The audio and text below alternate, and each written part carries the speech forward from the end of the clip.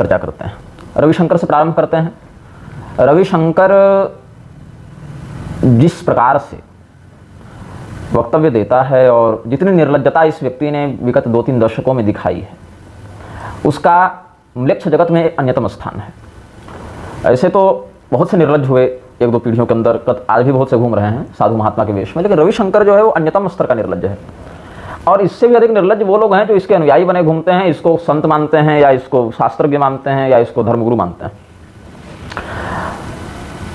ये कह रहा था, जिस चलचित्र का मैं संदर्भ दे रहा हूं, भगवती पार्वती से संबंधित उस चलचित्र में। अब यद्यपि इसने देवताओं के लिए कोई सम्मानजनक शब्द का तो प्रयोग नहीं किया, इसका कारण हो सकता है कि हिंदी भाषा में इसकी गति नहीं हो, और हिंदी भाषी लोग जो हैं वो जब हिंदी बोलते हैं तो जैसे पूर्वोत्तर के लोग या भारत के दक्षिणी भाग के लोग या कश्मीर के लोग अगर हिंदी बोलेंगे तो उनकी हिंदी मध्य भारत और उत्तर भारत की हिंदी की अपेक्षा थोड़ी टेढ़ी मेढ़ी चलती है।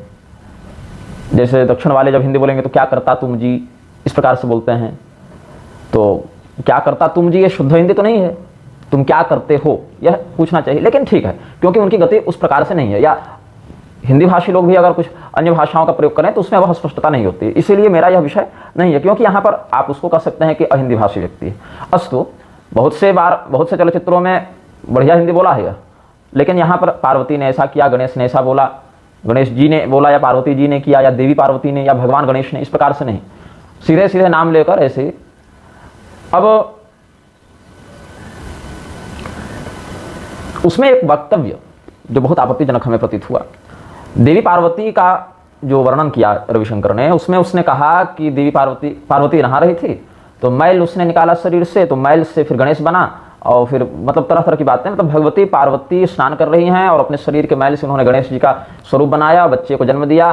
तो बिंदु ये है कि पुराणों में ये सब जो बातें हैं, उन बातों के प्रति अश्रद्धा उत्पन्न करने के लिए इस निर्लज्ज ने उपहास किया शास्त्रीय कथानकों का, और उससे भी अधिक निर्लज्ज हिंदू जो नीचे बैठकर सुन रहे थे, एक भी हिंदू ने विरोध नहीं किया, सब हंसते रहे, मुस्कुराते रहे और आनंद लेते रहे। फिर कहा कि क्या पार्वती के शरीर में इतना मैल था कि उससे बच्चा बन जाए, क्या पार्वती के शरीर में इतना मैल था कि उससे एक मूर्ति बन जाए। तो इसका कारण क्या है? मेरे पास श्री गणेश पुराण की एक प्रति है, ये प्रति बहुत पुरानी है, और ये प्रति हमें मिली कहाँ से ये भी बता देता हूँ। सतुआ बाबा आश्रम, जहाँ भी जगत गुरु बन के घूम रहा है, मैं नाम भी भूल गया, देखिए उसका, संतोष दास, तो उसी के आश्रम में पुस्तक थी और दिक्कत जा रही थी पुस्तक में, पता नहीं वो लोग क्या रखते हैं, कैसे रखते हैं, इसको कबाड़ी में बेचने जा रहे थे लोग, क्योंकि पुरानी प्रति है, रख रखाव ठीक से हो नहीं रहा था। तो मेरे छोटे भाई वहीं पर थे, उन्होंने देखा भाई ये दिव्य ग्रंथ कबाड़ी में बेचने जा रहे हैं, तो घर ले आए, तो अब ये ग्रंथ हमारे पास है। तो इसमें भगवान गणेश का बहुत दिव्य वर्णन है। उन बातों पर हम चर्चा नहीं करेंगे क्योंकि मेरा अभिष्ट विषय नहीं है, लेकिन इसमें देखा जाए तो गणेश पुराण का जो उपासना खंड है उसका प्रारंभ ही देख लें आप, पहले अध्याय में ही देखें, श्लोक संख्या 11-12।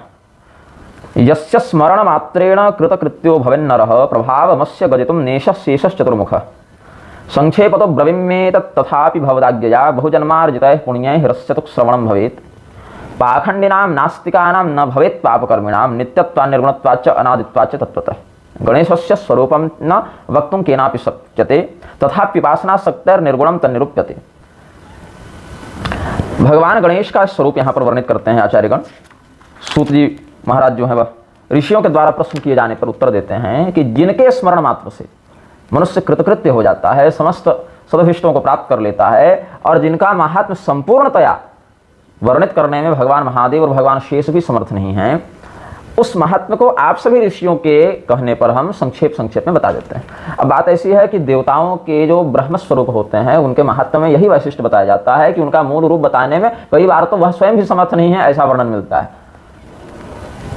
भगवान कहते हैं ना, हम तते कथयिष्यामि दिव्या ह्यात्मा विभूतयः प्राधान्यतः कुरुश्रेष्ठ नास्त्यं तो विस्तरस्य में। तो अर्जुन, मैं भी पूरा नहीं बता सकता, मुख्य बात बता देता हूँ, क्योंकि अनंत को आदि मध्यावसान में बांध कर नहीं बताया जा सकता। तो यह गणेश चरित्र जो है, यह भगवान गणेश का जो पवित्र उपाख्यान है, ये किन व्यक्तियों को समझ में नहीं आता? जो पाखंडी हैं, जो नास्तिक हैं, जो पाप कर्म में रत हैं, मृक्षों के साथ उठ बैठकर मृक्षों के समान खाना पीना बोली व्यवहार करके राजनीतिक चापलूसी करके ये रविशंकर जैसे निर्लज्ज भगवान गणपति के दिव्य चरित्र पर आक्षेप करने पहुंच जाते हैं, और इनके ही निर्लज्ज अनुयायी उन चरित्रों के रहस्य को न समझने के कारण हंसते हैं, मजाक उड़ाते हैं और स्वयं को हिंदू कहते हैं, स्वयं को हिंदू के रूप में प्रस्तुत करते हैं।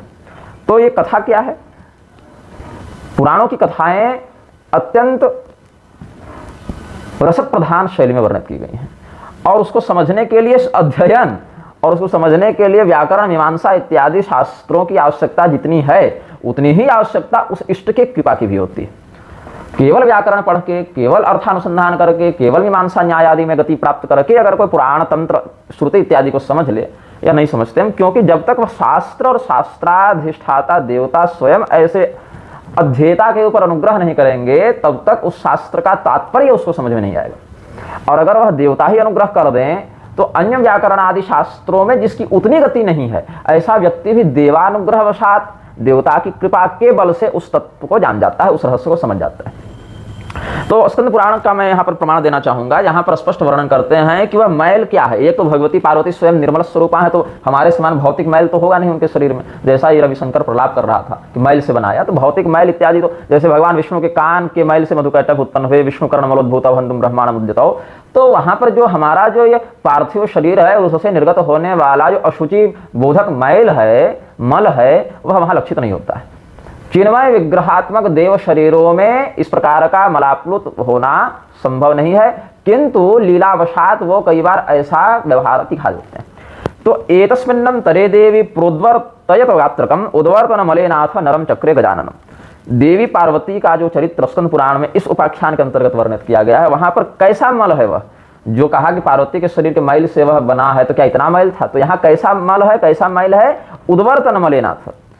जब भगवती पार्वती स्नान कर रही थी तो हल्दी, चंदन इत्यादि का उबटन लगाते हैं, है ना? तो हल्दी, चंदन इत्यादि से निर्मित जो उद्वर्तन था, जो उबटन था, उसी उबटन से उन्होंने उस गजाननाकृति बालक का विग्रह बनाया, मनुष्य का विग्रह बनाया। यहाँ पर उस बालक का जो स्वरूप था वो गजानन, मतलब हाथी के समान आनंद वाला ही स्वरूप था। अब भगवान गणपति का यद्यपि निर्गुण स्वरूप है, यद्यपि किसी नाम रूप उपाधि में आबद्ध नहीं है, किंतु फिर भी लोक लीलावशात समयानुसार अपने स्वरूप को प्रत्यक्ष करते रहते हैं। इसका विशेष वर्णन भगवान मुद्गल ने मुद्गल पुराण में, गणेश दर्शन सूत्र में और अन्य आचार्यों ने गणेश विमर्शिनी और गणेश पुराण इत्यादि ग्रंथों में किया है। साथ ही साथ महाभारत में, शिव पुराण में, पद्म पुराण में, मत्स्य पुराण में, स्कंद पुराण में, ब्रह्म वैवर्त पुराण में और भी अन्य ग्रंथों में ये सब बातें मिलती हैं। आगमों में भी बहुत से कथानक मिलते हैं। अब आपको मैं महाभागवत का एक प्रमाण बताने जाता हूँ। बहुत विस्तृत नहीं बताऊंगा, मूल बात बता देता हूँ, कुछ श्लोक बता देता हूँ। विशेष के लिए उक्त ग्रंथों का ही आश्रय सज्जनों को लेना चाहिए, लेकिन कुछ बिंदु मैं स्पष्ट कर देता हूँ। तत्र कदा महादेवो देवीं संस्थाप्य मंदिरे आहर्तुं वन्य पुष्पाणि प्रजयो प्रमथैः सह ततः प्राप्य च पुष्पाणि सुबहूनि महेश्वरः चक्रे काल विलंबं तो कानने बहुरम्यके। एक बार भगवान महादेव ने कहा देवी जी को कि आप घर में ही रहिए, तब तक हम जंगल से कुछ आपके श्रृंगार के लिए पुष्प इत्यादि ले आते हैं। तो पुष्प लेने के लिए भगवान महादेव अपने गणों के साथ, प्रमथ रुद्र गणों के साथ गए हैं। तो बहुत देर तक वो फूल ही चुनते रहे। तब तक देवी जी ने सोचा कि जब तक शिव जी आएंगे हमारे श्रृंगार के लिए फूल लेकर, तब तक हम स्नान कर लेते हैं। तो भगवती पार्वती स्नान करने लगी। तो एतस्मिन्नं तरे गौरी गात्रम लिप्त्वा हरिद्रया स्नान प्रयाण उद्युक्ता बहुव मुनिपुंगव। अब भगवती पार्वती जो है वो स्नान करने के लिए हल्दी इत्यादि का उपटन तैयार की, गात्रम लिप्त्वा हरिद्रया, हल्दी इत्यादि का उपटन लगाई शरीर में। फिर सोचिए स्नान करेंगे, तो उन्होंने सोचा कि जब मैं स्नान करूंगी तो कोई अनधिकारी इधर प्रवेश न कर जाए, क्योंकि स्त्रियां स्नान करती हैं तो अनधिकारी का प्रवेश अशोभनीय है। तो इसीलिए किसी को पहरे में बैठा देती हूँ, किसी को रक्षक के रूप में दरवाजे पर नियुक्त कर देती हूँ। तो तदा ही साभिरक्षार्थम मंदिरस्य महेश्वरी चिंतयामास विश्वेषामपि रक्षणकारिणी। जो भगवती पराम्बा संपूर्ण विश्व की रक्षा करती हैं, जिनके संरक्षण में निर्बल भी महाबली हो जाता है, उन्होंने भी लीलावशात यह सोचा कि हमें अपनी रक्षा करने के लिए किसी को नियुक्त करना चाहिए। तो तत्र विष्णुश्च संस्मृत्य प्रार्थितम निजगात्रतः हरिद्रा लेपमानीय पुत्रमेकम ससर्जत। अब विश्व की रक्षा करने का सामर्थ्य तो यद्यपि सबों में है, भगवान महादेव भी रक्षा करते हैं, गणेश जी भी रक्षा करते हैं, विष्णु भगवान भी रक्षा करते हैं, भगवान सूर्य भी रक्षा करते हैं, देवी जी भी रक्षा करती हैं। इसमें कोई ब्रह्मात्मक तत्व भेद तो नहीं है, किंतु सगुणाकृति में देखें तो रक्षा करने का जो कृत्य है वह पंचकृत्य ब्रह्मात्मक विभाग में विष्णु भगवान के अधिकार में आता है। सृष्टि स्थिति संहार इत्यादि देखें, निग्रह अनुग्रह देखें, तो भगवान विष्णु रक्षात्मक क्रिया की प्रधानता को धारण करते हैं। तो भगवान विष्णु चूंकि संसार के रक्षक के रूप में सर्वमान्य हैं, तो उन्होंने भगवान विष्णु का ही चिंतन किया। और कैसे किया? तो अपने पुत्र के रूप में चिंतन किया। अब ये कथानक जो है पूर्व काल में इसी ग्रंथ में वर्णित किया गया है कि भगवान विष्णु का ही चिंतन क्यों किया पुत्र रूप में। इसमें एक रहस्य और है कि भगवान विष्णु जब कुमार कार्तिकेय के जन्मोत्सव में गए थे, तो कुमार कार्तिकेय को भगवती अंबिका का स्तनपान करते हुए देख के उनके मन में एक भाव जगा कि जितना प्रेम से भगवती अपने पुत्र कार्तिकेय को दूध पिला रही हैं, यदि हम भी इनके पुत्र होते तो हमें भी भगवती के स्तनपान का सौभाग्य मिलता, हमसे भी माता इतना ही प्रेम करती, हमें भी भगवती का वात्सल्य लाभ होता। तो ऐसा उन्होंने चिंतन किया। तो भगवती सर्वांतरयामिनी पराम्बा ने उनके हृदय के भाव को समझकर यह मन ही मन आशीर्वाद दिया कि ठीक है भगवान, आप हमारे दूसरे पुत्र के रूप में आ जाएं। ऐसा थोड़ी है कि कुमार कार्तिकेय हो गए तो हमारा दूसरा बच्चा नहीं होगा। तो भगवती पार्वती ने दूसरे पुत्र के रूप में भगवान विष्णु का ही चिंतन किया। अब कैसा पुत्र उन्होंने बनाया? तो लंबोदरम महाबाहुम हरिद्रा लेपमानीय, हरिद्रा जो लगाई थी उसी से उन्होंने पुत्र का एक विग्रह बनाया विष्णु भगवान का स्मरण करते हुए। तो लंबोदरम महाबाहुम चारुवक्त्रम मनोहरम त्रिनेत्रम रक्तवर्णम च मध्याह्नार्क समप्रभम। प्रातः मध्याह्न काल में दोपहर का सूर्य जिस प्रकार से दीप्यमान होता है, वैसे ही उज्ज्वल गात्र वाले, सुंदर मनोहर रूप वाले, लंबोदर थोड़े बड़े पेट वाले, महाबाहु विशाल भुजाओं वाले एक त्रिनेत्रधारी लाल रंग के पुत्र को उन्होंने बनाया। और भगवान नारायण का उसमें चिंतन किया तो भगवान नारायण की उसमें प्रतिष्ठा की। अच्छा, अन्यान्य ग्रंथों में, अन्यान्य पुराणों में संभवतः पद्म पुराण आदि में यह बात वर्णित है कि भगवती पार्वती जब ये कर रही थी तो उनकी बहन गंगा देवी भी वहां थी। और गंगा देवी अगर साकार हो तो भी चलेंगी और नदी रूप में हो तो भी चलेंगी। तो वहां पर गंगा जल से उस विग्रह का, उस मूर्ति का जब उन्होंने प्रोक्षण किया है तो भगवान गणपति सजीव हो उठे, वह विग्रह जो है वह चेतन हो उठा, चैतन्यता आ गई। तो इसीलिए गणपति जी को गांगेय भी कहा जाता है, गंगा पुत्र गणेश भी कहा जाता है, क्योंकि गंगा जल से उनका स्नान करवा के उनको सजीव बनाया गया। प्राण प्रतिष्ठा उनकी गंगा जल से की गई। ऐसे भी लोग विग्रह में देखें जो देवता की प्रतिष्ठा होती है तो स्नपन चक्र इत्यादि बनाकर देव विग्रहों का अभिषेक करते हैं। तो गंगा जल से अभिषिक्त होकर जब वह प्रतिष्ठित हुए, प्राण प्रतिष्ठित हुए, तो गांगेय इस नाम को भी इन्होंने धारण किया। तो भगवान गणेश जो हैं वो द्वैमातुर कहलाते हैं। द्वैमातुर कृपा सिंधु शाणमातुर अग्रज प्रभो जो कहते हैं। तो द्वैमातुर क्यों कहलाए? क्योंकि भगवती गंगा के भी पुत्र हुए, भगवती पार्वती के तो पुत्र हैं ही। अथवा गणेश पुराण आदि के अनुसार एक भाव यह भी है कि वरेण्य राजा के पुत्र के रूप में जब वो आए तो वरेण्य की पत्नी उनकी मां हो गई।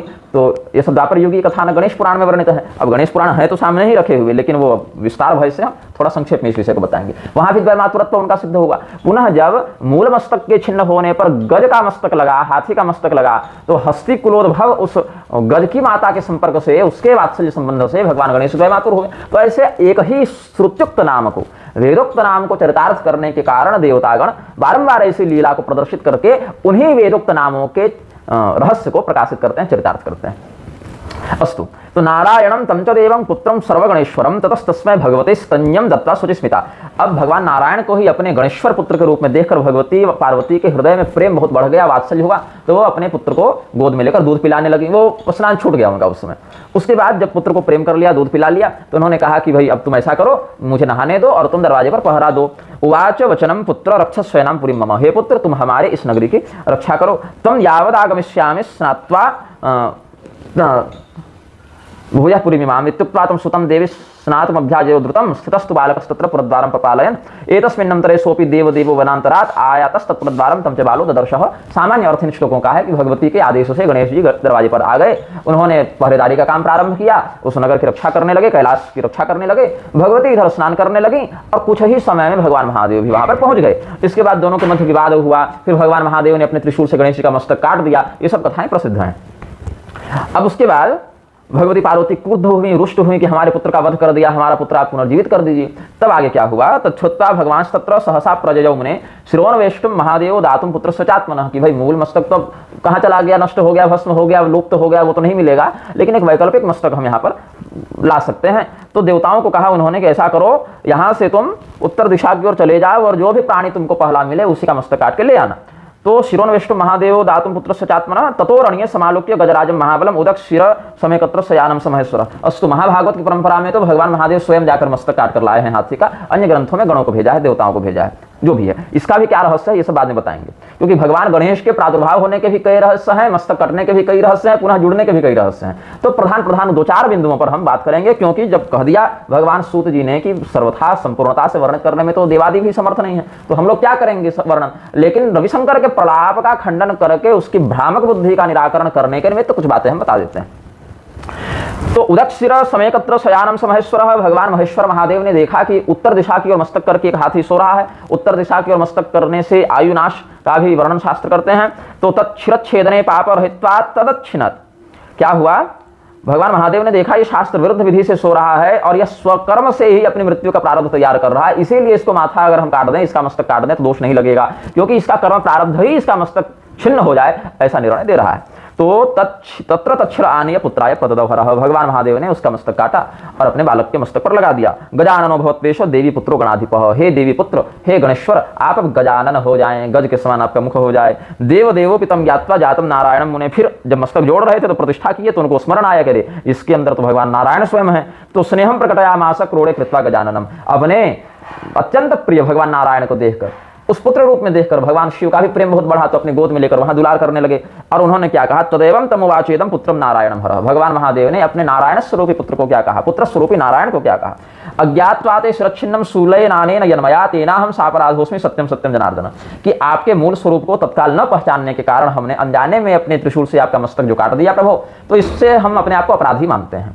अब ये अपराध का क्या होगा, यद्यपि भगवान शिव तो निषेच खंडन दक्ष हैं, भगवान महादेव तो कर्मानुबंध काटने में समर्थ हैं, फिर भी लोक मर्यादा की दृष्टि से उन्होंने प्रेम व्यवहार की दृष्टि से कहा कि आपके मस्तक को काटने से हमें दोष लगा है अतएव हम इसका प्रायश्चित करेंगे। तो कैसे प्रायश्चित करेंगे, तो भगवान महादेव ने यहाँ पर एक चिंतन प्रस्तुत किया है कि द्वापर युग में जब आपका श्री कृष्णावतार होगा, बाणासुर के साथ सोनितपुर में आपका युद्ध होगा, तो बाणासुर के पक्ष से हम भी लड़ने आएंगे, हमारा भी आपसे द्वंद्व होगा, तो उस स्थिति में आपसे हम पराजय स्वीकार करेंगे, आपसे पराजित होना स्वीकार करेंगे। द्वापरस्य तु शेषे तं वसुदेव गृहे यदा संभविष्यसि देवक्यां मूर्त्यं तर्मुपास्थितः तदा त्वया समंतात पुरे शोणित संज्ञके संग्रामः सुमहानेव भविष्यति सुनिश्चितम् तत्राहं सर्वलोकस्य पश्यतस्तद्रणाजिरे सशूलस्तंभितो अवश्यं भविष्यामि त्वयैव ही। महाभागवत के 35वें अध्याय में ये सब कथाएं वर्णित हैं।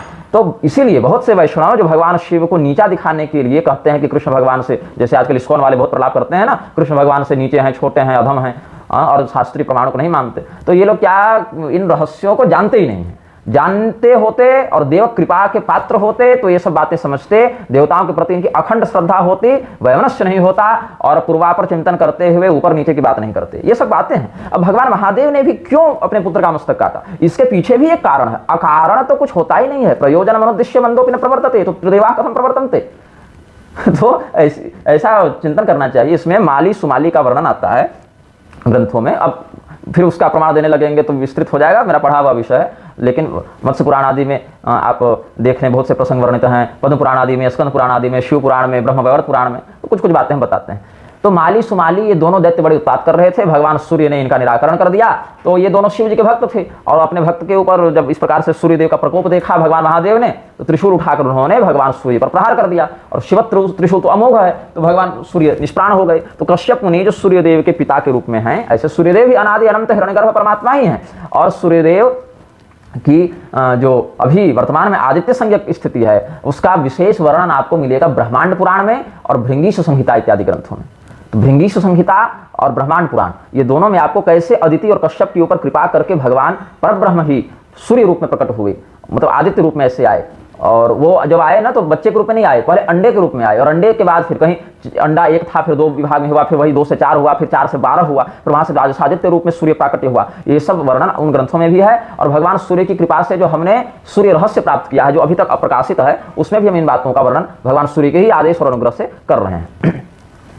तो यहां पर भगवान कश्यप ने अपने पुत्र स्नेहवशात कि मेरे पुत्र के निधन से हमें जो कष्ट हो रहा है उसको आप भी समझें, आप भी भोगें, इसीलिए भगवान महादेव को शाप दे दिया कि आपने जैसे हमारे पुत्र का इसी त्रिशूल से वध किया और हमें पुत्र शोक दिया, उसी प्रकार से आप भी अपने पुत्र का वध करेंगे और आप भी पुत्र शोक का अनुभव करेंगे कि पुत्र के मरने से पिता को क्या कष्ट होता है। तो भगवान महादेव बोले अच्छा ठीक है, अब आप ऋषि हैं और ऋषि की वाणी मिथ्या नहीं होती है, ये ऋषियों का वाक्य तो ब्रह्म वाक्य हो जाता है, तो हम इस बात को मानते हैं, आपके शाप को हम स्वीकार करते हैं। तो भगवान महादेव जो सर्वशापक प्रमोचक हैं उन्होंने भी स्वयं शापित होना स्वीकार किया और उसी शाप को यहाँ गणपति चरित्र में सपुत्र वधजन्य शोक से चरितार्थ किया और कश्यप जी के ही ऊपर कृपा करते हुए पुनः सूर्यदेव को उन्होंने जीवित किया। और शिव और सूर्य में कोई भेद नहीं है, यह भी शास्त्रीय सिद्धांत है। आदित्यम ही शिवम विद्यात शिवम आदित्य रूपेण इत्यादि वचनों से। तो ये सब आनंद है उनका, चिद्विलास है उनका। इसमें अत्यंत देव कृपा लब्ध ज्ञान और भक्त, ज्ञानी और भक्त जो दोनों हो, भक्तिया ज्ञानम प्रजायते, और जो ज्ञान को पोषित करने वाली भक्ति और भक्ति से उद्भूत होने वाला ज्ञान दोनों जिसमें विद्यमान हो और देवता की कृपा भी जिस पर हो, वही इन बातों को समझता है, वही इन बातों को पढ़ता है, जानता है और बारंबार आह्लादित होता है सोच सोचकर। अब ऐसे ही आपको मैं ब्रह्मवैवर्त पुराण के गणपति खंड का बताऊंगा। उससे पहले भविष्य पुराण के प्रतिसर्ग पर्व से थोड़ा सा दे देता हूं कि उस हाथी का फिर क्या हुआ, इस पर एक चिंतन व्यक्त करते हैं। मैं बहुत बच्चा था, मेरी अवस्था शरीर की दृष्टि से 6-7 वर्ष की होगी। तो पिताजी ने एक बार मुझे कहा कि तुम भगवान गणपति के जन्म पर कुछ व्याख्यान करो।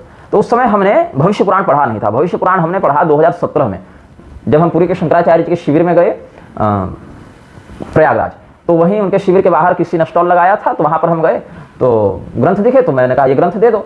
भविष्य पुराण भी उसी में हमने खरीदा था, तो ये ग्रंथ हमने ले लिया। फिर देखा ये भी ग्रंथ बढ़िया लग रहा है, ये भी दे दो। पैसे मेरे पास 3-4 हज़ार रुपये थे। तो मैंने पूछा कितना हुआ, तो सभी ग्रंथों को देखा तो उसने कहा 20,000 रुपये हो गए। अब मेरे पास पैसे थे नहीं, अब 20,000 मुझे मिले कहाँ से। तो जिनके घर में बैठकर मैं ये वीडियो रिकॉर्ड कर रहा हूँ, उन्हीं को मैंने फ़ोन किया, कहा चाचा जी मुझे 20,000 रुपये चाहिए, अकाउंट में भेज दीजिए ऋण के रूप में। तो उन्होंने भेज दिया अकाउंट में 20,000 रुपये। तो फिर मैंने उसको पेमेंट कर दिया। फिर मैंने देखा ये ग्रंथ भी बढ़िया लग रहा है, ये भी बढ़िया लग रहा है, ये भी बढ़िया लग रहा है। तो कहा ये भी दिखाओ, ये भी दिखाओ, ये भी दिखाओ। तो फिर पूछा अब कितना हुआ, तो उसने कहा 20,000 और हो गए। तो फिर हमने फ़ोन किया कि चाचा जी 20,000 और भेज दीजिए। तो इनको लगा कि कोई बीमारी हो गई, कोई एक्सीडेंट हो गया, क्या आपत्ति आ गई कि 20-20 हज़ार ताबड़तोड़ मांग रहे हैं। इन्होंने कहा क्या हो गया, हमने कहा ग्रंथ खरीद रहे हैं। तो उन्होंने कहा कि ग्रंथ इतने इतने का, मैंने कहा हाँ। तो फिर भेज दिया इन्होंने। फिर मैंने वो ग्रंथ खरीदे। अब समस्या क्या हो गई, 40,000 के ग्रंथ, ये 40 किलो का शरीरधारी कैसे लेकर जाए घर। तो हमारे एक सुहृद है रमाकांत पांडे, तो वो साथ में थे। उन्होंने कहा अच्छा गुरुजी मैं ले जाऊंगा, ढोढ़ाकर किसी प्रकार से कर देंगे, अगर ये बढ़िया से पैक कर दे ताकि वो पैकिंग फटे नहीं तो फिर मैं ले जाऊंगा। तो भविष्य पुराण हमने पढ़ा 2017 में, वही स्टॉल में पलटते पलटते, तो वहां पर हमें ये प्रमाण मिला। जबकि ये प्रमाण हमने प्रवचन में तभी कह दिया था जब मैं बहुत बच्चा था। तो ये भगवान गणेश की कृपा हम समझते हैं कि जिन शास्त्रों को हमने नहीं पढ़ा वो शास्त्रों के कथानक भी हमारे मुख से निश्रित हुए। बाद में हमने पिताजी को कहा कि पिताजी आपको याद है बचपन में हमने ये कथा बताई थी। पिताजी ने कहा हाँ, अभी उसका प्रमाण जाकर यहाँ पर मिला है। तो ये बात क्या है, ये भगवान गणेश की प्रत्यक्ष कृपा हम समझते हैं कि उनके चरित्र का वर्णन करते हुए जिस ग्रंथ को हमने नहीं पढ़ा उसको पढ़ने से 15 साल पहले ही हमें उस बात का भगवान ने बोध करा दिया। तो गज का जब मस्तक कटा तो गजस्य मस्तकम छित्वा दंतयकम राग रूपियत तत्शीर्षोह कमधरे रक्ते रोपयत सूर्य संभव गज योन्यास्तुतो ब्रह्मा कर्कटस्य तदाशिरः समारोप्य तद्योनिः कर्कटो विशरीकृतः एवं गजाननो जातो गणेशश्चेश्वरः स्वयं। भगवान गणपति का मस्तक तो जुट गया, हाथी का मस्तक कट गया। तो हाथी के घर में हंगामा हो गया कि भाई हमारा बच्चा मर गया, हमारे बच्चे का भी कुछ किया जाए। ब्रह्मदेव की स्तुति की गई, तो ब्रह्मदेव ने उस हाथी के मस्तक के स्थान पर केकड़े का मस्तक लगा दिया। केकड़े का मस्तक लगा दिया, यही बात जो है वो हमारे मुख से निकली थी। तो हम जानते नहीं थे कि ये प्रामाणिक है कि अप्रामाणिक है, लेकिन उद्भूत हुई अंदर से प्रमाण अंतःकरण प्रवृत्तयः वाली जो बात है, अंतःकरण से वो बात निकली। तो शास्त्र में कहीं वर्णित था। और इसमें षडामनाय तंत्र का एक वचन है। षडामनाय तंत्र में कहते हैं, षडामनाय तंत्र है क्या सामने, ऊपर रखिए लाए तो जरा।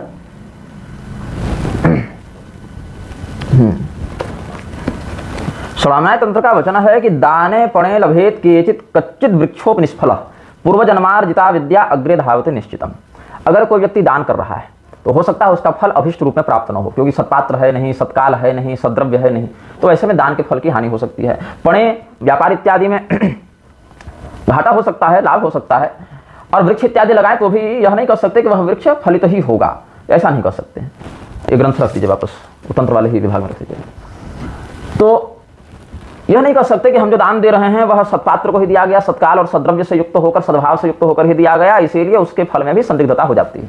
और जो वृक्ष लगाया उसके भी फल में वो फलित होगा कि नहीं होगा, इसमें भी एक संदिग्धता की बात हो जाती है। और जो हमने व्यापार इत्यादि में पैसा लगाया वह भी कितना हमें अभिष्ट परिणाम देगा, इसमें भी संदिग्धता हो जाती है। लेकिन पूर्वजन्मार्जिता विद्या अग्रे धावते निश्चितम। जब पूर्वजन्म में कोई निश्चय करके श्रद्धापूर्वक शास्त्रानुसार उस विद्या को प्राप्त करता है तो अगले जन्म में भी, अग्र जन्म नहीं बात, सा विद्या निश्चितम धावती, वह विद्या निश्चित ही उसके आगे आगे दौड़ती है। तो ये देवताओं का अनुग्रह है। इसमें गुप्त दीक्षा तंत्र में एक बात बताई गई है कि हमारे शरीर के जो भी अधिष्ठाता अंगानुगत देवता हैं, सूर्य, चंद्रमा, विश्वदेव और भी जो हैं, वो उन सभी विद्याओं को अपने अंदर संजो कर रखते हैं। और अगले जन्म में उन्हीं देवताओं की अगर उस संकल्प के साथ तद हेतुभूत आराधना की जाए तो पूर्वजन्मार्जिता विद्या को भी वो प्रकाशित कर देते हैं। अब उन विद्याओं के क्या मंत्र हैं तो हम जानते हैं, लेकिन अब यहाँ क्या उसको प्रकाशित करें। तो यहाँ पर जो केकड़े वाली बात है, तो केकड़ा जो है उसका मस्तक काट कर हाथी के मस्तक में लगा दिया गया और कहा गया कि भाई तुम अपना काम चलाओ। देवताओं के दिव्य अनुग्रह से अप्राकृतिक बातें भी व्यवहार में अनुकूल हो जाती हैं। और फिर केकड़े का क्या किया जाए, तो सोचे कि अगर मस्तक के बदले मस्तक काटते जाए तो पूरी सृष्टि फिर विकृत हो जाएगी, प्रकृति विकृति दोनों में भेद करना संभव नहीं होगा। तो फिर कहा कि हे कर्कट, हे केकड़ा, तू बिना मस्तक के ही जीवित रहे। तो तमारोप्य तो तद्योनिः कर्कटो विशरीकृतः। और कर्कट जो है केकड़ा बिना मस्तक का है, उसके समस्त जो मुखा नेत्रादि अंग है उसके पेट में ही बना दिए गए। कहा कि अब तुम ऐसे ही रहो। तो आज भी वैसा ही स्वरूप केकड़ों का देखने को मिलता है। ये भविष्य पुराण के प्रतिस्वर्ग पर्व में ये सब बातें बताई गई हैं। अब भगवान महादेव के द्वारा जब भगवान गणपति का शिरच्छेद किया गया तो केवल यही निमित्त बना भगवान गणपति के गजानन होने का, ऐसी बात नहीं है। अन्य कल्पों में ऐसी कथा भी मिलती है कि भगवान शनि के दृष्टिपात से भगवान गणेश का मस्तक गिरा है। ब्रह्मवैवर्त पुराण के गणपति खंड में ये सब बातें मिलती हैं, जहां पर भगवान शनि भगवती देवी के पुत्र जन्मोत्सव में नहीं जा रहे थे, क्योंकि बोले मैं देख लूंगा बालक को, तो वक्र दृष्टिपात होने से बालक मर सकता है, अनिष्ट हो सकता है। तो लोगों ने कहा चलिए महाराज क्या आप भी लगे हुए ये सब बात में। तो रामदेव कहता था ना, मैं काले घाटे पर तेल नहीं चढ़ाता, शनि की निंदा करता था, ज्योतिष शास्त्र नकारता था। अभी मैं रामदेव की कुंडली जो ऑनलाइन उपलब्ध है वो देख रहा था कुछ दिन पूर्व, एस्ट्रोसेज वगैरह में कुछ लोगों की कुंडली दी हुई है। तो एस्ट्रोसेज में जो रामदेव की कुंडली दी हुई थी उसमें हमने देखा कि शनि की ही महादशा चल रही है और भी शनि की 7.5 भी चल रही है रामदेव के ऊपर। तो ये जो शनिदेव हैं वो गए, और बृहद पाराशर होरा शास्त्र में तो ये सब शनि सूर्य मंगल आदि भी सब भगवान नारायण के ही अलग अलग अवतारों के स्वरूप बताए गए हैं। नवग्रह रूप में भगवान नारायण ही अलग अलग प्रारब्धानुसार कर्मफल जीवात्मा को, जातकों को प्रदान करते हैं। तो भगवान नारायण जो है वो ही शनि के रूप में है, सूर्य के रूप में है, बृहस्पति के रूप में। तो शनिदेव गए और देवी पार्वती जी के सामने माथा झुकाकर खड़े हो गए। तो मैया ने थोड़ा कहा कि अरे ऊपर देखिए शनिदेव क्या बात है। तो संकोच वसात पूरा तो ऊपर नहीं देखा, लेकिन थोड़ा तिरछा करके वक्र दृष्टि से ही कान की कनखियों से बच्चे को देखा और मस्तक उनका गिर गया बालक का। तो भगवती चित्कार करके रोने लगी, पुत्र विलाप करने लगे। फिर लोगों ने कहा क्या करें इसमें। शनिदेव बोले हम पहले बोले थे भाई कि यही होगा, आप लोग माने नहीं। तो फिर पुष्पभद्रा नदी की ओर बढ़े ये लोग, उत्तर दिशा में गए, और उत्तर दिशा में जंगल था पुष्पभद्रा नदी, जहां पर मार्कंडेय मुनि भी तपस्या करते थे। श्रीमद् भागवत में वर्णन है, पुष्पभद्रा नदी के ही तट पर मार्कंडेय मुनि को माया दर्शन हुआ है।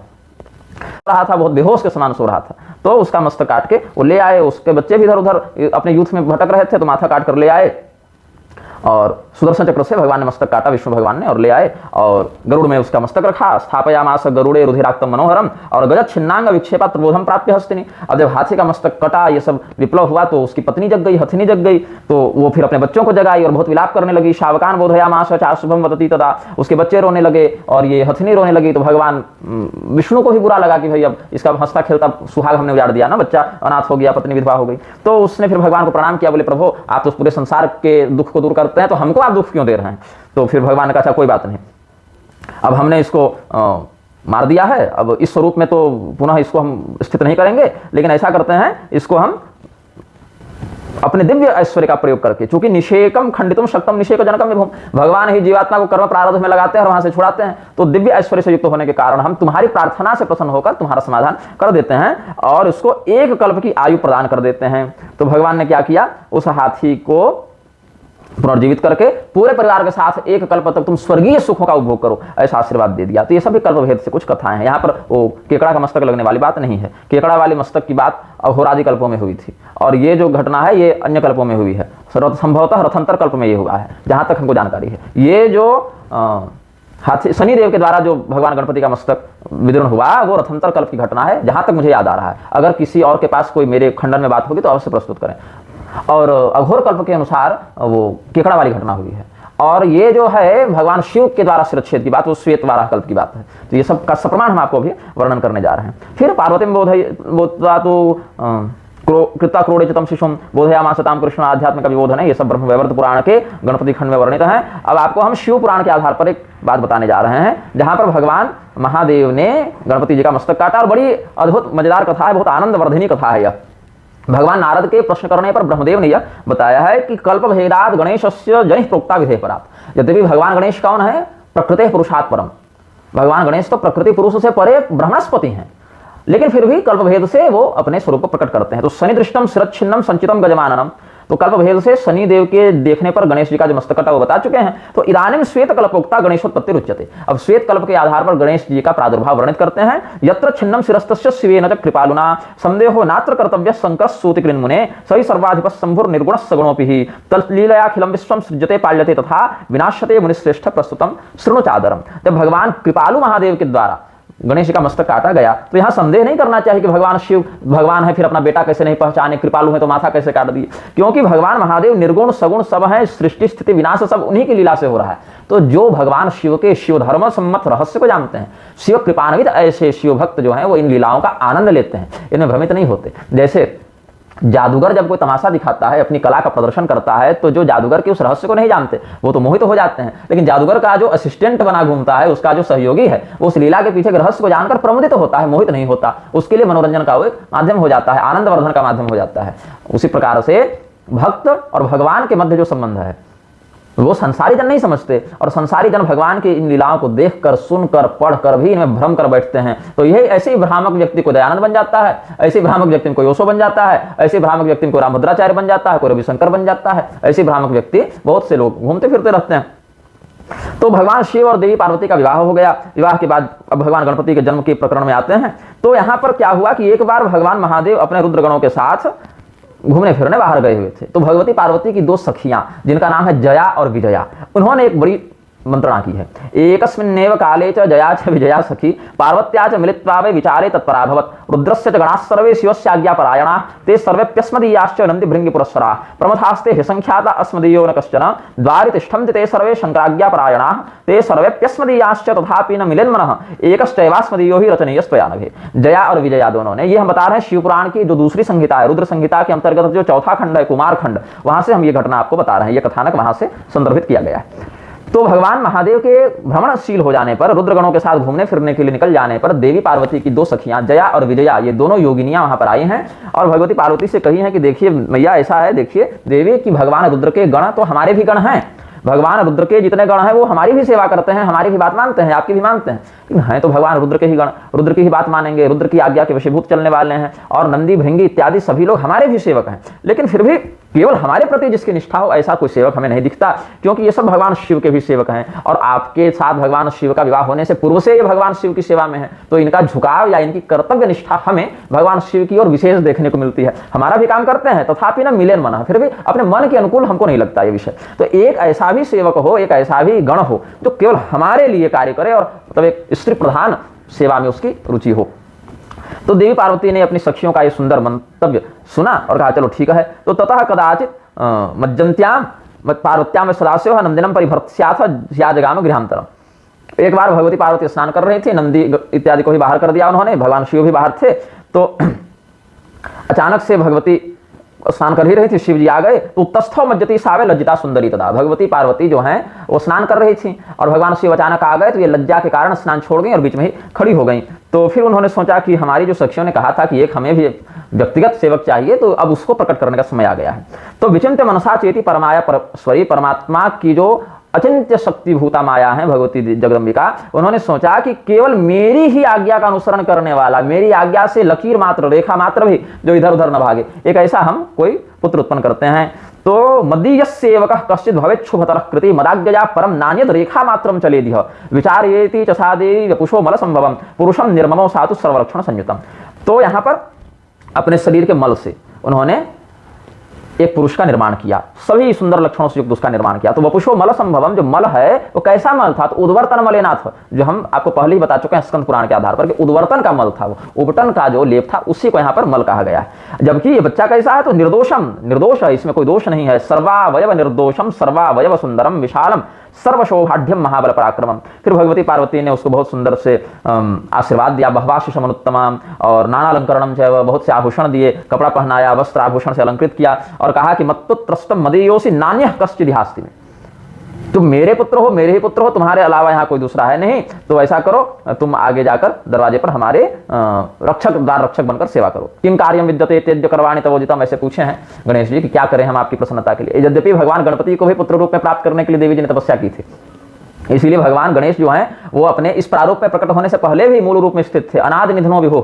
भगवान जो गणेश जी हैं वो अनादि निधन है, मतलब उनका आदि और अंत कुछ भी नहीं होता है। तो ये सब ब्रह्मस्पति स्वरूप में मुद्गल पुराण में इनका रहस्य वर्णित है। यही कारण है कि भगवान शिव का जब विवाह देवी पार्वती से हो रहा था तो गणपति पूजन भी किया गया, ऐसा भी रहस्य वर्णित है। और गणपति पूजन पहले नहीं किया था सती से विवाह करने के समय, इसीलिए वह दाम्पत्य सफल नहीं हुआ, उसमें विघ्न पड़ गया, बहुत से व्यतिक्रम आ गए। ये सब बातें भी शास्त्रों में वर्णित हैं। तो भगवती शिवा ने, पार्वती ने कहा कि हे तात शृणु मद्वाक्यम द्वारपालो भवाद्य में मत्पुत्रस्त मदीयोसि नान्यथा कश्चिदस्ति में बिना मदाज्ञा मत्पुत्र नैवायान मद विहांतरम कोपि क्वापि हठात तात सत्यमेतर मयोदितम। मेरी आज्ञा के बिना कोई भी हठ भी कर ले, कोई भी कुछ भी कर ले, अंदर नहीं आना चाहिए। तू मेरा पुत्र है, तू मेरी बात को मानो।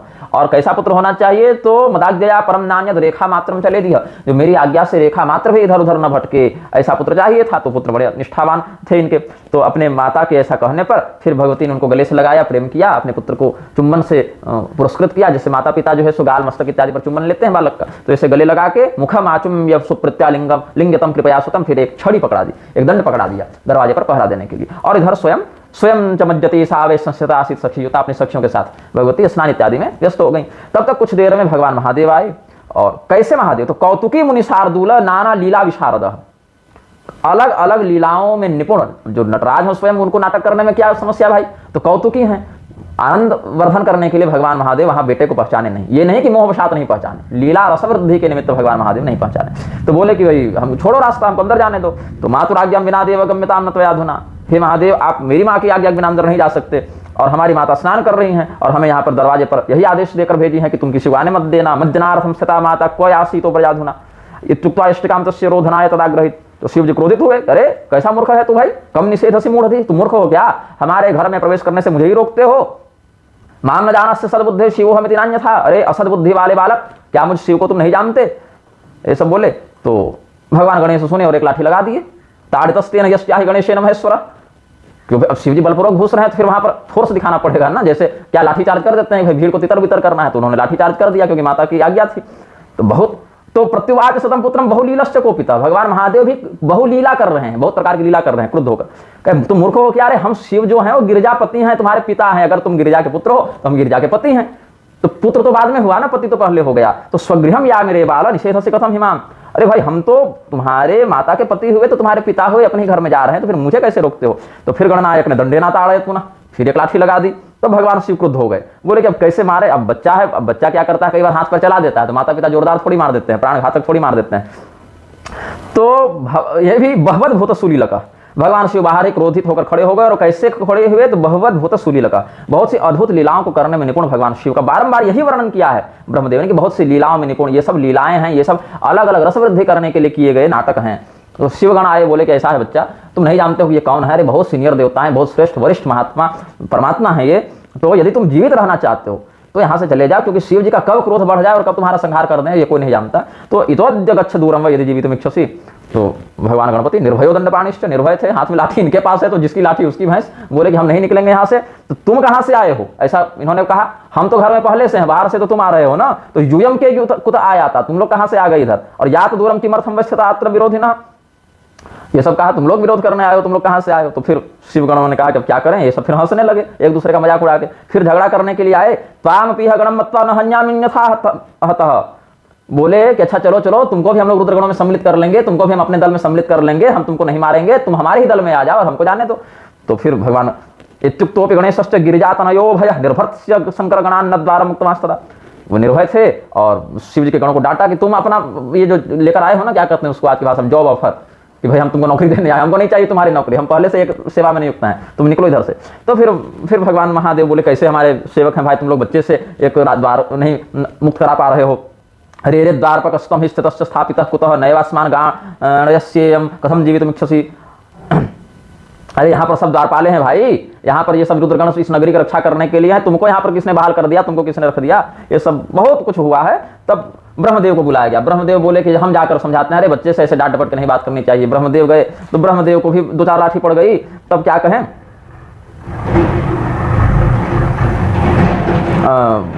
ब्रह्मदेव को जब लाठी पड़ी तो ब्रह्मदेव ने कहा कि हमको मत मारो। क्यों मत मारो? क्योंकि हम ब्राह्मण हैं, ब्राह्मण को नहीं मारना चाहिए। तो फिर उनकी दाढ़ी मूछ जो है सो नोच डाली गणेश जी ने, कि आपकी दाढ़ी मूछ फिर नोच देते हैं, ऐसे नहीं मारेंगे। तो बच्चा तो दादाजी की गोदी में बैठेगा तो दाढ़ी पकड़ेगा ही। फिर वो भी भागे। तब तक दरवाजे पर ये झगड़ा सुनकर देवी पार्वती ने कहा कि आखिर चल क्या रहा है दरवाजे पर। तो उस समय श्रुता तो कलहम द्वारी सखीम पश्येति साब्रवी, कि भाई बाहर क्या हल्ला गुल्ला चल रहा है, जाकर देखो। तो एक सखी बाहर गई और तुरंत एक झलक बस देखी तो समझ गई कि क्या मुद्दा है। उसको बहुत पता नहीं करना पड़ा, बस गई और किनारे से देखी कि दरवाजे पर गणेश जी खड़े हैं, बाहर रुद्रगण खड़े हैं, झगड़ा चल रहा है। तो समझ गए, बोले कि हमारे ही द्वारा आपके माध्यम से जो गण को प्रस्तुत किया गया था वही निर्भर सजितम वीरास शंकर से गणाध्रुवम, और ये सब हठपूर्वक घुसना चाह रहे हैं, घुसने नहीं दे रहा। तो ये देवी पार्वती को लगा कि हम जाकर अपने बच्चे को मना कर दें। तो सखियों ने मना किया कि आप जाकर मत वहां रोकिएगा। तस्मात् देवी अस्मिन् नेवास्मदीये सर्वे संभर्षिता वयम तस्मात् देवी त्वया भद्रे न त्याज्यो मान उत्तमा, कि भगवान शिव जब अंदर रहते हैं और हम लोग घुसना चाहते हैं तो ऐसे ही शिव जी के गढ़ भी हम लोग नहीं घुसने देते हैं। हम तो पार्वती जी से मिलना चाहते हैं अंदर जाकर, लेकिन रुद्रगण कहते हैं नहीं नहीं शिव जी अंदर है, नहीं जाने देंगे किसी को। और हम लोग को स्त्री समझकर कोई जिसको कहते हैं महत्व ही नहीं देता, वैल्यू ही नहीं देते हैं। आज सही है, आज एक लड़का जो है सबको बताएगा कि जब किसी को अंदर घुसने नहीं दिया जाता तो कैसा कष्ट होता है। तो इसीलिए किम करिष्यति अहंकार मानुकुल्यम भविष्यति, अरे शिव जी अगर क्रोध करेंगे भी, अगर दंड देंगे तो कितना दंड दे देंगे? अरे अपने घर की तो बात है, तो थोड़ा सा ही तमाशा चलने दीजिए आप। तो इसीलिए कहा कि तस्मात् देवी त्वया भद्रे न त्याज्यमान उत्तमा। तो ठीक है भाई, अब पार्वती जी ने कहा अच्छा थोड़ा और तमाशा हो जाए, देखते हैं। तब ऐसे ही कुछ कुछ ये है ना। अच्छा इसमें क्या हुआ, एक और प्रसंग। हाँ, भगवती पार्वती ने अहो क्षण स्थितो नैव हठात् कारः कथम कृतः कथम चैवात्र कर्तव्येन येनाथवा पुनः भविष्यति भवत्येव कृतं नैवान्यथा पुनः इत्युक्ता तु सखी तत्र प्रेषिता प्रिया तदा समागत्या ब्रवीत सा च प्रिया कथितं यत् तमाचष्ट गणेशं तं गिरिजातनयं तदा। तो फिर पार्वती जी ने अपने पुत्र के लिए संदेश भिजवाया। क्या कहते हैं, सम्यक कृतं त्वया भद्र बलात्ते प्रविशन्तु न भवदग्रे गणाह्येति किं जयन्तुं भवादृशं कृतं चेद्वा कृतं चैव कर्तव्यं क्रियतं त्वया क्रियतां त्वया जितो यस्तु पुनर्वापि न वैरम् अथवा ध्रुवम्। सम्यक कृतं त्वया भद्र, बहुत सही तुमने किया है बालक, तुम अभी ऐसे ही अपनी सेवा में ऐसे ही निष्ठापूर्वक कर्तव्य निष्ठा का प्रदर्शन करते रहो। तो इन्होंने कहा कि गणेश जी ने कहा हम तो गिरिजा सुनुर्जूयम शिव गणास्त था। फिर उधर जब गण क्या कहते हैं दूसरी लहर जब आई गणों की कि फिर जाकर समझाते हैं, तो उन्होंने कहा देखो मैं गिरिजा पुत्र हूं, तुम शिवगण हो, तो उभय समताम प्राप्त कर्तव्यम क्रियताम पुनः। हम लोग दोनों अपने अपने पराक्रम में पुष्ट हैं, समान हैं। तो अगर तुम द्वारपाल हो तो हम भी द्वारपाल हैं, और अगर तुम वहां पर पहरा देते हो शिव जी के पास तो हम भी देवी जी के पास पहरा देते हैं। तो जैसे तुम अपने कर्तव्य को समझते हो हम भी कर्तव्य को समझते हैं, तो हम भी जैसे तुम दूसरे को घुसने नहीं देते तो हम भी तुमको घुसने नहीं देंगे। तो तुम शिवाज्ञा परिपालक हो, मैं भी शिवाज्ञा परिपालक हूं।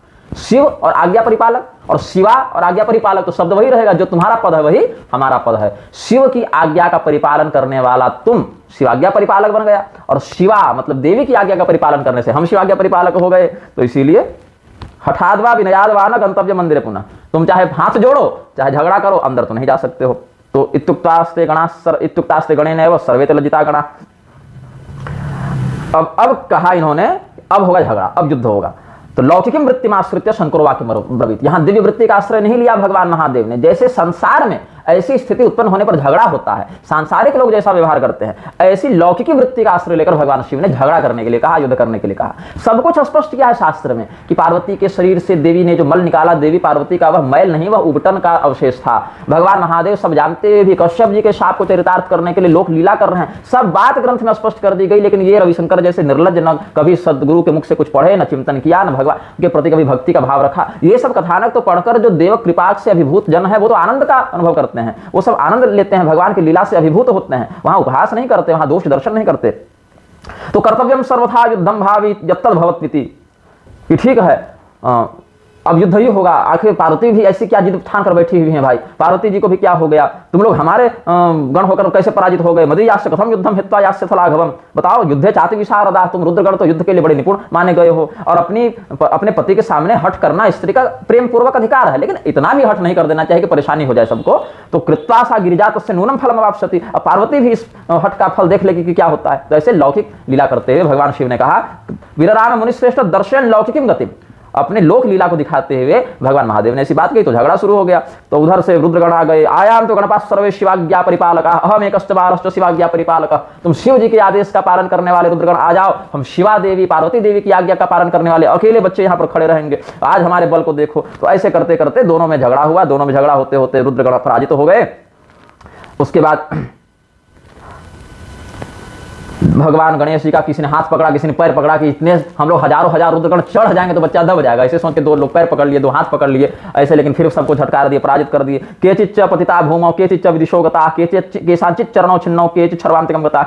वो जैसे हनुमान जी ने अशोक वाटिका में कछु मारसी कछु मर्देसी कछु मिलियसी धरी धूर वाला हाल कर दिया सबका।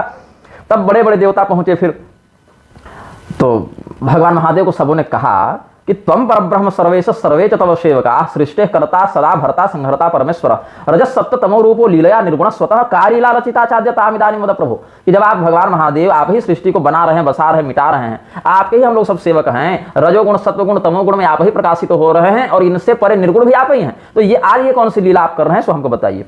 तो विहस्य गिरिजानाथ हो ब्रह्मांडम मामवाच, मुझ ब्रह्मा को, ब्रह्मा जी देवर्षि नारद को ये बात बता रहे हैं, तो मुझ ब्रह्मा को हंसते हुए शिव जी ने ये बात कही।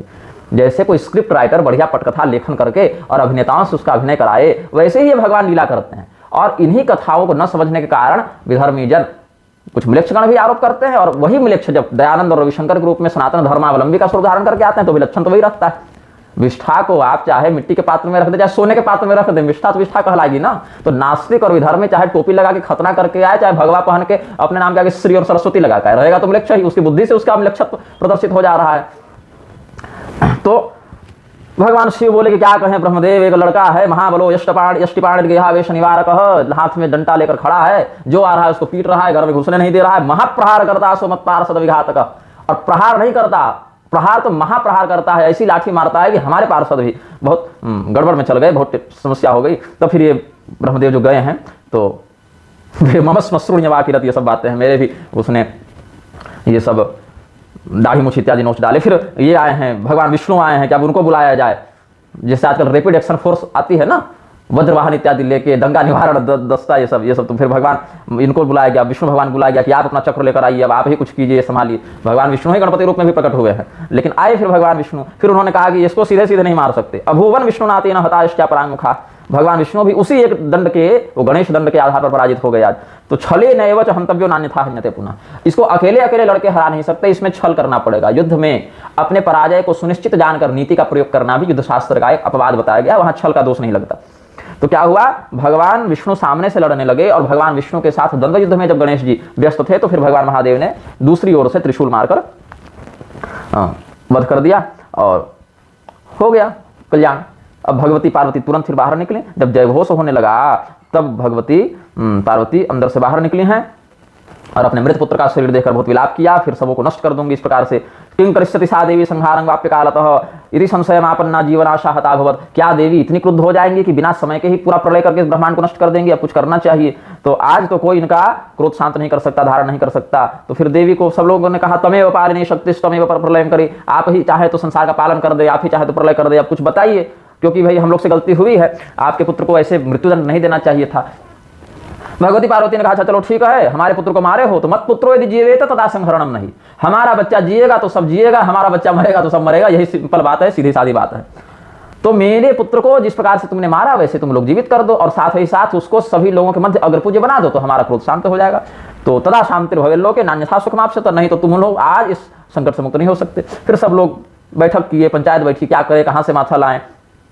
तो उत्तरस्याम पुनर्यात प्रथमम यो मिले दिह तच्छिरश्च समाहृत योजनीयम कलेवरे, उत्तर दिशा की ओर जाओ, जो पहले मिले उसका माथा काट कर ले आओ। ऐसे करके ये सब गए हैं। तो एक हाथी मिला उनको, हाथी जो है सो उसका मस्तक काट के लाया गया और उसका फिर मस्तक यहाँ पर प्रथम मिलितस्तत्र हस्ती चापी एकदम तक, एक ही दांत वाला एक हाथी मिला था, तो उस हाथी का मस्तक काट के फिर लाए गंगा जल से। कैसे हुआ, तो यस्मात् तत्तेजस सर्वे वयम जाता महात्मना तत्तेजस तत्समायातु वेद मंत्राभियोगतः। जो आजकल ये सब नास्तिक लोग उपहास करते हैं ना, ये हाथी का मस्तक लग गया तो आजकल वो ऑपरेशन क्यों नहीं करते। परमात्मा की शक्ति समस्त प्राणियों में विद्यमान है और वेद मंत्र से उस शक्ति का विधि पूर्वक आनयन किया जाता है तत्वज्ञों के द्वारा, मंत्र बलि जनों के द्वारा। तो यहाँ पर परमात्मा शक्ति के ही माध्यम से जोड़ दिया गया। जैसे एक लोक उदाहरण मैं आपको समझाने के लिए बता रहा हूँ, ये मोबाइल है, इस मोबाइल की कोई फाइल दूसरे में डालनी हो तो शेयर कर देते हैं उसको अलग अलग सॉफ्टवेयर के माध्यम से। तो यद्यपि यही बात नहीं है, लेकिन लोक दृष्टि से आप कुछ कुछ समझ जाएं। उसी प्रकार से, अथवा जैसे दीप शिखावत, एक दीपक के प्रकाश को, तेज को दूसरे दीपक में स्थानांतरित करते हैं तो दोनों प्रकाशित हो जाते हैं। उसी प्रकार से भगवान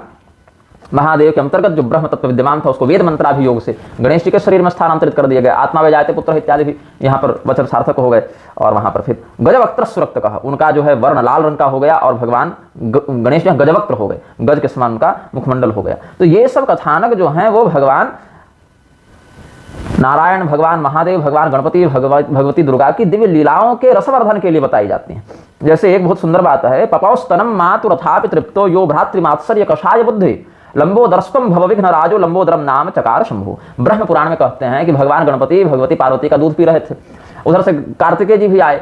तो यद्यपि दूध पीकर इनका पेट भर गया था, ये तृप्त हो चुके थे, लेकिन कहीं हमारे भाई हिस्सेदार बनकर न आ जाएं, ये हमारे दुग्धपान में बाधा न करें, क्योंकि 6 मुख वाले हैं, तो कहीं ये हमारे हिस्से का दूध न पी जाएं, ऐसा सोचकर अपने भाई से ईर्ष्या करने की बुद्धि दिखाते हुए गणेश जी दूध नहीं छोड़े, पीते ही रहे। तब शिव जी देखे कि पेट तो इनका भर गया है, लेकिन भाई के चक्कर में ये गोदी से नहीं उतर रहे हैं, तो उन्होंने हंसते हुए कहा कि जाओ फिर, तुम बहुत खाते पीते हो, बहुत दूध पी रहे हो, तो लंबोदर हो जाओ। तो लंबोदर नाम रख दिया। यद्यपि मुद्गल पुराण आदि में संपूर्ण विश्व भगवान गणपति के अंदर स्थित है, उनका पेट इतना बड़ा है कि अनंतानंत ब्रह्मांड उसमें समाहित हो जाते हैं, इसीलिए लंबोदर नाम पड़ा। यह सब तत्व निरूपण किया गया, लेकिन लोक दृष्टि से उन्हीं तत्व निरूपित वचनों को सार्थक करने के लिए भगवान गणपति ने इस प्रकार की लीलाएं की हैं, ऐसा ही नामकरण उनका किया गया है।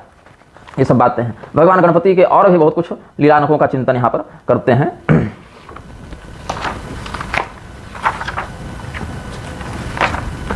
भगवान गणपति के और भी जो बातें वर्णित हैं, जैसे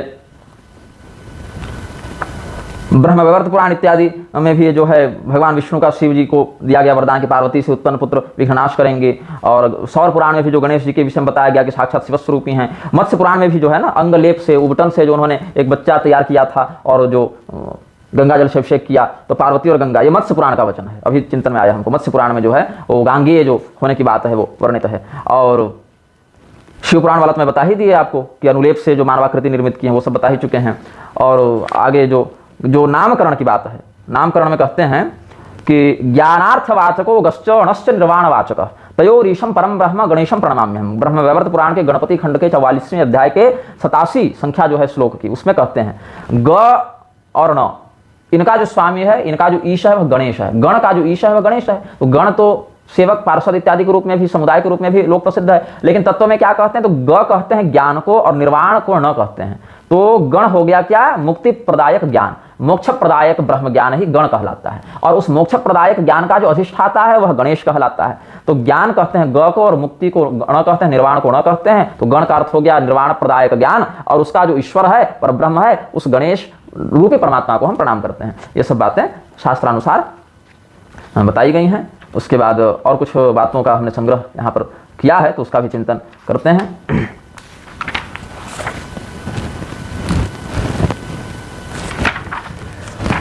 ऐसे ही गजानन, मुद्गल पुराण का मैं बात कर रहा था, गजानन कैसे नाम हुआ है। तो यस्मात् जातमिदं यत्र ह्यन्ते गच्छति महामते तद्वेदे गज शब्दाख्यम शिरस्तत्र गजानन। गज क्या होता, ग और ज, अब हाथी के रूप में लोक प्रसिद्ध है। लेकिन यस्मात् जातमिदं यत्र ह्यन्ते गच्छति महामते, गकार का अर्थ है गमन और जकार का अर्थ है जनन। लय और उत्पत्ति, उत्पत्ति लय, लयोत्पत्ति जो बात है, जिसका बहुत विस्तार से तंत्रालोक इत्यादि ग्रंथों में वर्णन किया गया है। जयरथ स्वामी की उस पर टीका भी है। अभिनव गुप्ताचार्य ने तंत्रालोक लिखा, जयरथाचार्य ने उसकी व्याख्या में बहुत कुछ लिखा है। लयोत्पत्ति प्रकरण वहां आगम वेत्ता ग्रहण करते हैं, और लकुलिशाचार्य ने पाशुपत तंत्र में भी इसका वर्णन किया है, लयोत्पत्ति रहस्य का। तो जहां से संसार निकल रहा है और जहां वापस संसार प्रविष्ट हो रहा है, उसको वेद में गज कहा गया है। तो उसी गज रूपी क्रिया जिनका आधारभूत उत्तमांग है, मस्तक है, ऐसे भगवान गणेश को गजानन कहते हैं। गकारः कंठोर्धम गजमुख समो मर्त्य सदृशो, णकारः कंठाधो जठर सदृशाकार इति च अधोभागः कट्याम चरण इति ही सोस्य तनु। ये सब बातें गणेश महिमा में भी हैं कि और ये है ना, मनोवाणी मयम सर्वम गकाराक्षर संभवम मनोवाणी विहीनम च णकारम विद्यमान तयो स्वामी गणेशोयम योग रूप प्रकृतितः संप्रज्ञात समाधिस्थो गकारः कथ्यते बुधैः असंप्रज्ञात रूपम वै णकारम विद्धि सत्तम तयो स्वामी गणेशोयम शांति योगमय सदा।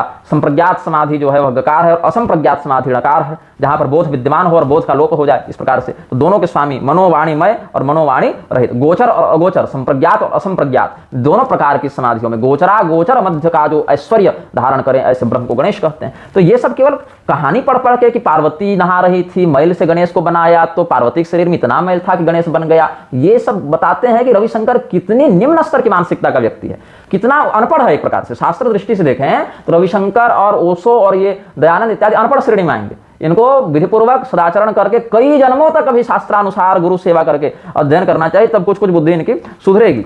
ऐसे ही माली सुमाली वाली बात, जो कश्यप जी के शाप से भगवान शिव को पुत्र शोक होगा, ये सब वर्णन हमने पहले ही किया है। तो देवताओं का जो रहस्य है, देवताओं की कृपा के बिना कोई समझ कैसे लेगा। पद्म पुराण इत्यादि वाला भी पद्म पुराण में भी है। गांगेय वाली जो बात है वो पद्म पुराण में भी है, मैंने गलत नहीं बताया था, अभी वर्णन मिल गया। पद्म पुराण का स्मरण आ रहा था, बाद में मत्स्य पुराण का संदर्भ दिखा, तो दोनों जगह ये वर्णन है। पूर्व काल में भी हमारे मुख से ईश्वर इच्छावसात सत्य ही निकला था। और फिर माली सुमाली इत्यादि का वर्णन कर चुके हैं। तो कहने का अर्थ है कि देवताओं के रहस्य को ऊपरी भाव से अगर समझना इतना सरल होता तो देवताओं के रहस्य को सूक्ष्माति सूक्ष्म अनिर्वचनीय इत्यादि शब्दों से लक्षित नहीं किया जाता।